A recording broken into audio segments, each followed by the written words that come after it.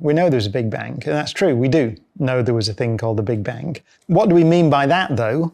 We mean that 13.8 billion years ago, the universe was very hot and very dense everywhere. The region of space that now forms the room in which you sit was very hot and very dense 13.8 billion years ago.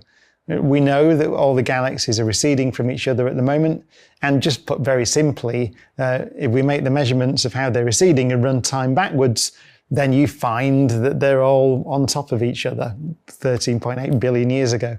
So we know something interesting happened back then. We have a measurement to it. It's not up for debate. Often when people say, well, how do you know about this Big Bang thing? The vast amount of evidence that such a thing happened. The best evidence probably is you can see it. So we see something called the cosmic microwave background radiation, which is the universe as it was about 380,000 years after the Big Bang. What we see there, we have a photograph of it, is a universe that was very different from the one we see today. There were no stars, no planets, no galaxies.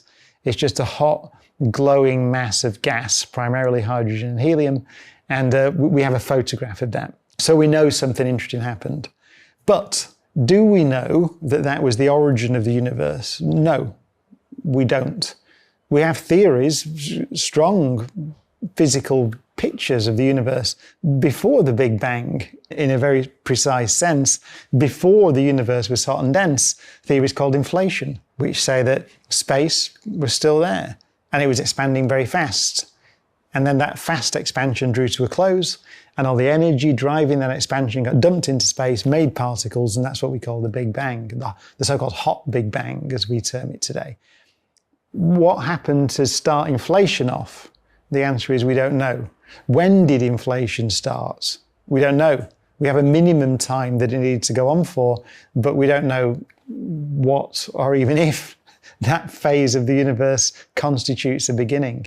There are so many reasons to study black holes. There's fascinating, beautiful things that we know to exist in the universe, pose fundamental questions. But one of the reasons that we're really interested in them is that, put it this way, there's singularities at the end of time.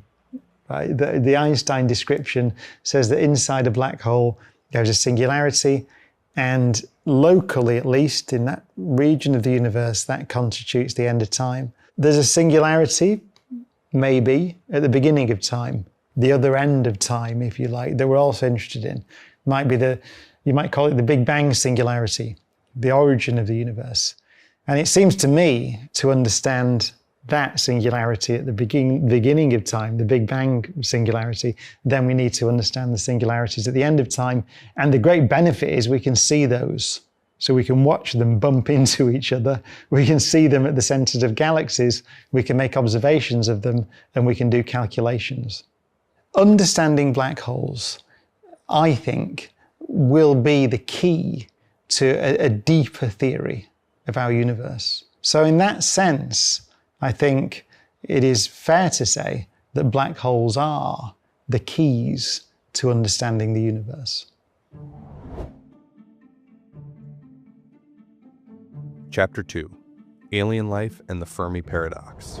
Enrico Fermi is one of the great physicists, legendary Italian physicist, who laid many of the foundations of modern 20th century physics, so-called Fermi-Dirac statistics and all sorts of things. If you do a degree in physics, then you will spend a lot of time revising equations and theories that Fermi did. One of the great legends. The Fermi Paradox is it's probably the thing he spent least time on, actually. It's almost one throwaway remark that he delivered. and the question is, where are they? By they, I mean aliens. The heart of the Fermi paradox is this. We know that we live in a big old galaxy, in a big old universe. And let's, for the purposes of this discussion, confine ourselves to the Milky Way galaxy. The Milky Way galaxy, we now know, has something like 400 billion suns. And we now know that most of those suns have planetary systems around them. So trillions of planets. The galaxy's been around for pretty much the age of the universe, 10 billion years plus. And so there's a lot of real estate, and there's been plenty of time for civilizations to develop in the galaxy.